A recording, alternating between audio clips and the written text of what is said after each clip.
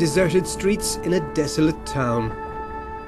Makhmour shows all the signs of a community on the front line.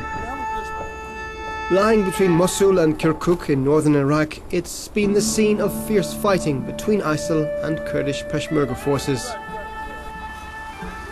The jihadist extremists have been driven out, but it remains vulnerable to attack and would be a major prize for ISIL as a base from which to strike at the Kurdish stronghold of Arbil. Euronews correspondent Mohammad Sheikhibrahim travelled to Makhmour as the Peshmerga sought to strengthen its grip on the town.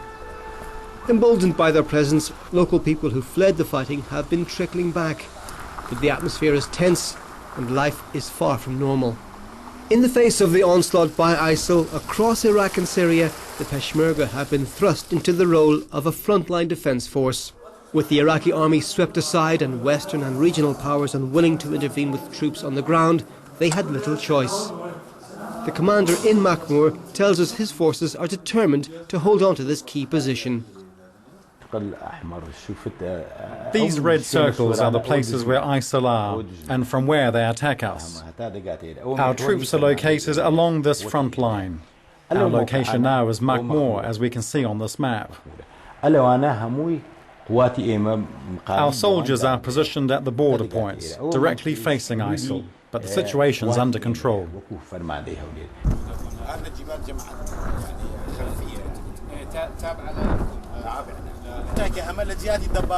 The surrounding mountains are a natural defensive line. But while the terrain may be on the side, many other circumstances of the conflict aren't.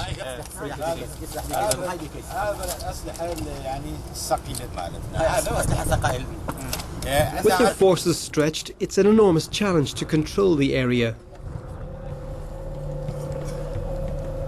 The Peshmerga are poorly equipped in comparison to their adversaries. Much of their weaponry dates back to the 70s and 80s. They also lack modern surveillance technology. We set out from their military headquarters in Makhmour to an outpost at Perwala on the front line.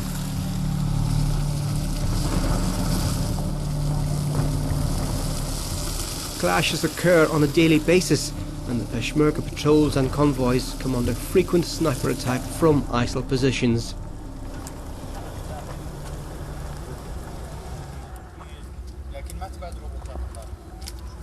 Just a day before our visit, 4 Kurdish soldiers were killed here by a mortar round launched from a nearby ISIL-controlled village.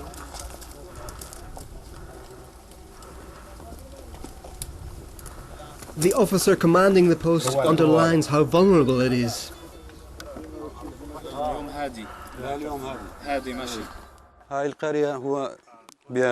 ISIL are spreading out through this village and in other surrounding villages. We clash with them every day. They fire mortar shells and heavy weapons at us.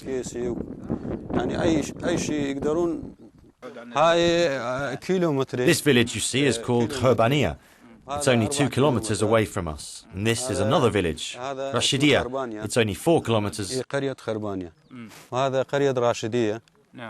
ISIL normally attack during the day, usually between the afternoon and sunset. The soldiers here monitor the ISIL positions constantly. But they are an elusive enemy, tending to move around in small groups that are difficult to track. They also move more at night, under the cover of darkness.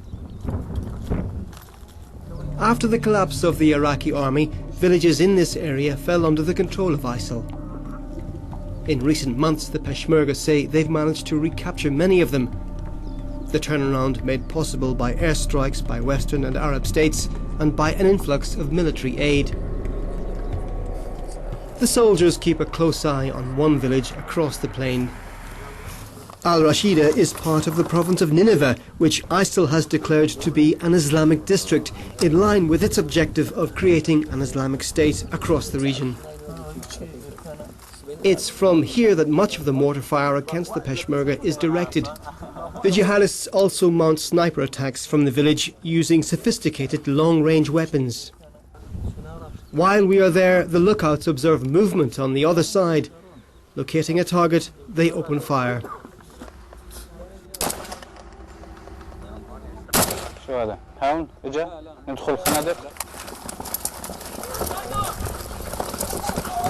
One of the officers decides the situation is too dangerous.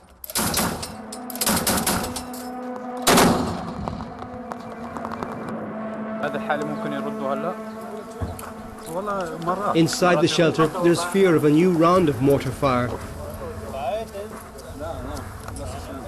Soon after, we are asked to leave the site.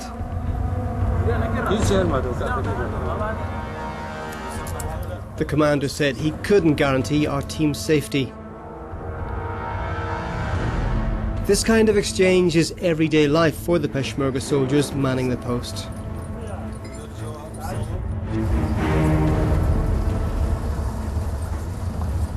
As the shots continue to ring out, we move on for a meeting with the unit's intelligence officer.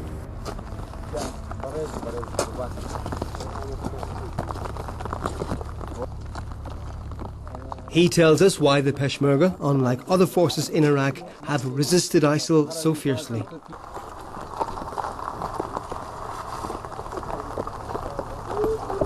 Kurdistan was divided into 4 sections. This also has divided our hearts into 4 parts. However, we've come together and united, as have all Kurds across the region, in Iran, Iraq, Syria and Turkey, to defend our nation.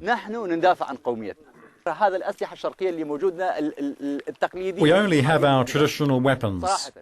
We need more sophisticated arms to use against the tanks.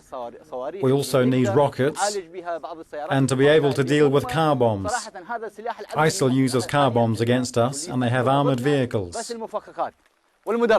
The Peshmerga, who belong to the province of Kurdistan, are sacrificing themselves for other countries to fight terrorism. In addition to airstrikes and weapons, the West has supplied training, but much more is needed, the Peshmerga say.